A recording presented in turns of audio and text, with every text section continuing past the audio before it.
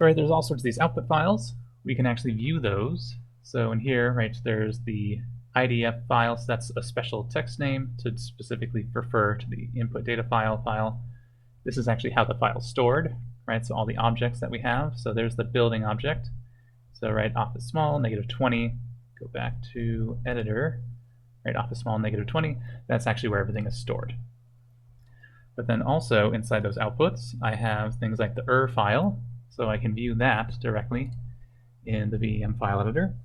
And this is just, straight out of the box for this model, except it's been upgraded. Some warnings about the data line controls not controlling the entire zone. That's fine. They might only dim the lights a certain amount. So this is shown as a text file, but you can also get CSV files. This is a giant table. And right, these things, they get quite large. There's a bunch of different headers. So if I want to find certain text, though, I can do that. I can do energy. There's currently no matches displayed, but if I push find, now I have a match, and this area got highlighted a little, so it's energy plus. There's the field contents of that cell, so I don't have to worry about it.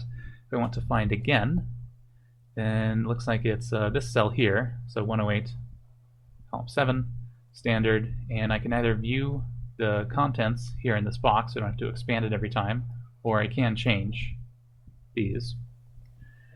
And then, so there was text file, there was CSV, and then there's HTML. So this is a table of, it mostly contains a lot of the energy use for the building, all sorts of stuff like that. Those can actually be specified inside of the application settings.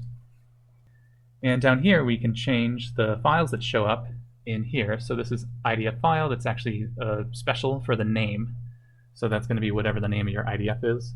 So right inside of here, right, less than IDF file, greater than .idf is referring to this file. It's using that name.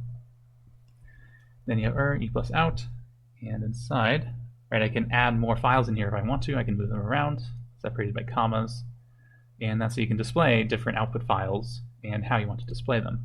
So right, MDD, MTD, lots of things you could look at. You do have to be a little careful. So sometimes these files